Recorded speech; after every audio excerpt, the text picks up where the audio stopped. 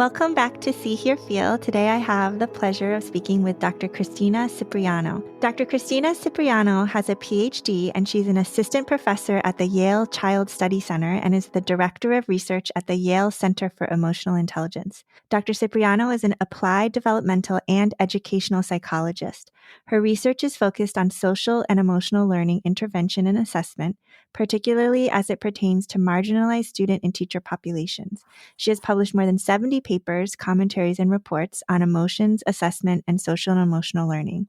She is the mother of 4 beautiful children and has a website, drchriscip.com, and I'll put a link to that in the show notes. Welcome to Chris. Thank you so much for having me.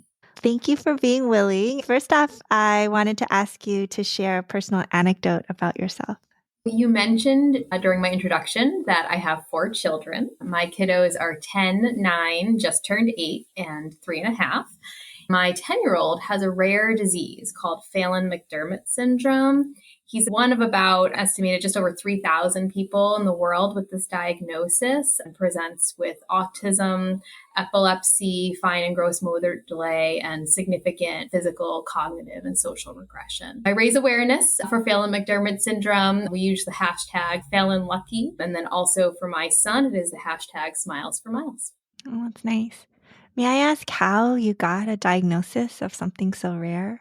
Oh my goodness. It was quite a journey. I've written pretty extensively about it online to help raise awareness, but a whole road of misdiagnoses along the way, which started from at 8 months old, just expressing some concerns that he wasn't hitting milestones I would have expected and being told, oh, that's what you do for a living. You're just worrying too much about it. And then he had his first seizure at 13 months old. And that sent us down a path of different specialists and ologists and tests. Second level genetic testing at just before he turned 6 years old revealed to us the diagnosis of Phelan-McDermott syndrome. What we're told and what the Phelan-McDermott syndrome community has come to understand is that when many parents get the autism diagnosis, which for our son was around 4.5, because he at that point started presenting with some kind of typical, if you could call it that, presentations of autism, such as toe walking behaviors, many families will stop on their journey, or care providers may stop looking any further as a result of, oh, we've got a diagnosis, we've got something that we can treat, we've got something we can put an insurance code in for and get all the services in place. But when Miles started losing the ability to chew and swallow, to walk up the stairs, and got quiet very quickly. He was slow to start speaking in the first place and then got very quiet over just a period of weeks. Those are not characteristic of your kind of general autism diagnosis. Sounds like you had to be such an advocate and learn so much yourself to try to tease things out. Definitely. It definitely has been and continues to still be a journey. And the family community, the Phelan-McDermott syndrome community, we consider ourselves tiny and mighty. We share best practices of how our children respond to medications and treatments and things to say to doctors, things to ask for as more and more information becomes available. When you mentioned things to say to doctors, can you expand upon that a little bit? For example, if doctors look at our children and treat them as an autism diagnosis, they may start to set up behavioral or speech support plans that build on a progression of skills. Those ways do not work for children with Phelan-McDermott syndrome. From a neurological standpoint, their brain will, to simplify it, continuously prune away things that they initially learn. So you can't base care on the presumption that something is going to sustain. Another thing that we would often share and say to doctors is there is lots of anecdotal evidence within the Phelan-McDermott syndrome community that our children, their bodies metabolize medication at different rates. There's numbers of studies looking at this. And so when doctors are quick to prescribe based on weight or height, asking or raising, have you looked at this within the Phelan-McDermott syndrome community? Here's links to resources to further explain how this may or may not be applicable to our child. I respect you for pressing on, advocating. Smiles for Miles. Go. Smiles for Chris. Oh, goodness. Thank you. I will tell you, our son has never stopped telling you what he needs and bringing joy to the world around him with his eyes and with his smile. And his eyes kind of smile for him and show us what he needs and that he's listening. Talking about smiling and smiling with your eyes, that starts to touch on emotion and how we can connect through emotion. Can you talk about emotional intelligence and how you define it or use it? I'll start a little bit with kind of the history on it. In 1990, psychologist Peter Salovey, now president of Yale University, and Dr. John Mayer introduced the first formal theory of emotional intelligence. It's defined as the ability to monitor one's feelings and emotions, discriminate among them, and use this information to guide our thinking and our actions. Now, fast forward a few decades. Presently, we understand emotional intelligence as the ability to recognize, understand, label, express, and regulate your emotions. This is actually also the acronym for RULER, which is a well-known and popular universal school-based SEL program that's grounded in emotional intelligence theory. It was founded by my colleague, Dr. Mark Brackett, his colleagues at the Yale Center for Emotional Intelligence.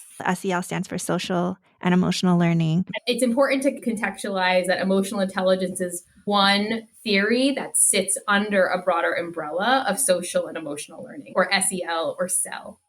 So CEL includes the fostering of emotional intelligence, but it also is a much wider net, and it includes behavior regulation, identity formation, and skills necessary for establishing and maintaining supportive relationships, making empathetic and equitable decisions that are hopefully in the best interest of you and the entire school community. Universal CEL programs support the development of intrapersonal skills, so your emotion skills, and interpersonal skills, your social skills, to promote physical and psychological health for all students. I think many schools these days are trying to incorporate CEL, social and emotional learning. I know that my daughter, that's my oldest child, she's 15, and from kindergarten, I remember she came home with a mood meter and like, help me identify my emotions, Mom. I was thinking, oh, this will be easy. And then I quickly realized that I have never had this kind of training. I don't know what this is really about. Yeah. Oh, it's so wonderful to hear that. All 50 states have some pre-K or early education standard related to social emotional learning. One of my interests in social and emotional learning is I think it would benefit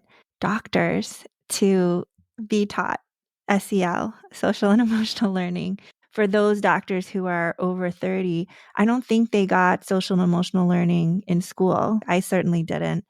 I need to know how to connect with patients and how to manage my emotions, how to manage their emotions, how to recognize that it might be different. And what I assume they're feeling may not really be the case at all because I'm misinterpreting their facial expression because they're from a different culture than I am. And a smile may not mean that they're pleased at all. It may just mean they're listening to me. Exactly. Can you address that, how social and emotional learning can be incorporated into medicine with your perspective as the mother of a child with a very rare diagnosis and an expert in social and emotional learning? A couple of points come to mind. SEL promotes the development and maintenance of perspective taking and empathy.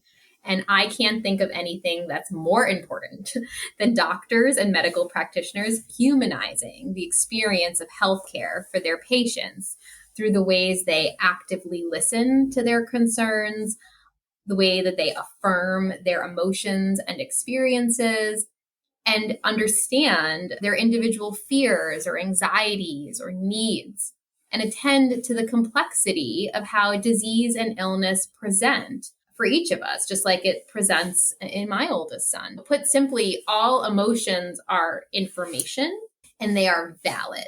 Doctors can begin by affirming their patients' experiences of emotions as valid, and then use that information in how they care for their patient. So, for example, a procedure or a visit or a test may seem routine or innocuous to a medical professional, right? But it may also bring about tremendous anxiety or fear in the patient for a whole host of individual or community reasons.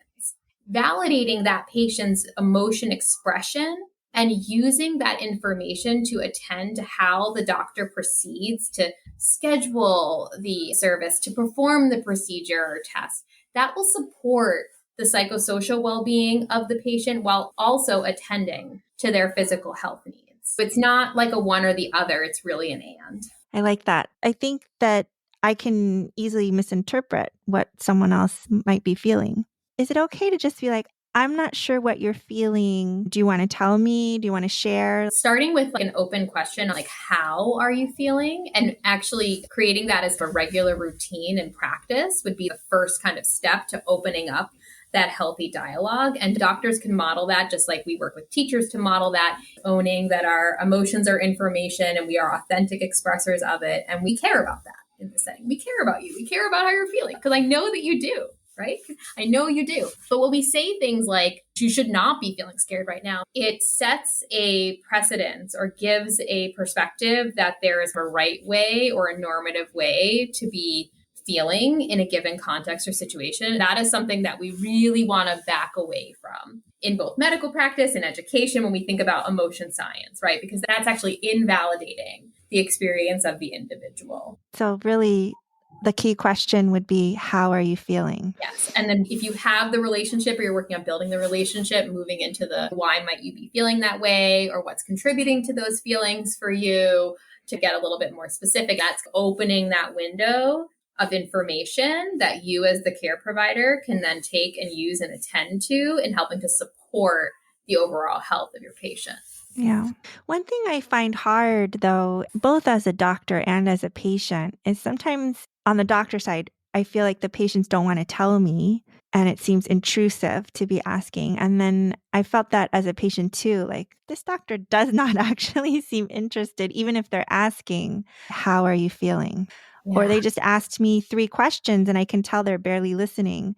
So then I don't want to share my deepest, darkest feeling in the moment. Totally. There's a number of factors that come into play of why someone will show up in a given office or with a doctor and not want to authentically engage, right? They may have been harmed or mistreated in the past and not being taken seriously or listened to before they even got into the office. When I think about our son and our journey with our son, the amount of and surveys and pre-visit surveys and check-ins and all of that stuff that goes into before you actually see the doctor is exhausting and in many cases for him dehumanizing in his experience in the world and the way that he interacts with it. If you've had experiences like that and then someone's asking you how you're feeling, right, you may not be so inclined to share authentically. So what can you do to counteract those experiences, right? It's normalizing emotions as part of the process and how you're engaging. Normalizing emotion becomes a regular part of checking in with all patients, really making that a routine, showing that you're authentically listening and caring through how you're engaging. You mentioned the idea of, oh, they're not really listening to me, engaging in good eye contact and positive body language throughout,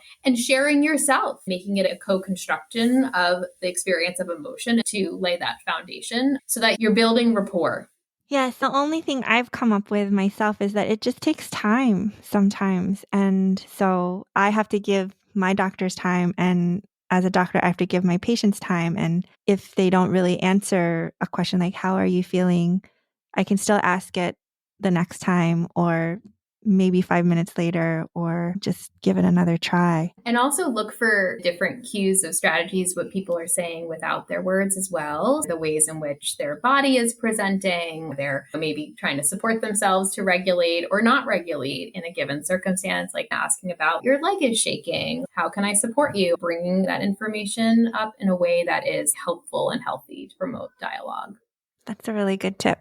Do you have any final thoughts? It is incredibly important that we, as healthcare and medical practitioners and providers, as academics, as moms, that we are authentic in our expression and our regulation of emotion in all of our contexts. So when we're engaging with our patients or our students or our kids or our families, they are constantly learning from us and looking to us as models. The more that we can show up and engage in that co-construction of emotion, we will all be better. Thank you. I think you're amazing. You're so kind. Thank you so much, Christine.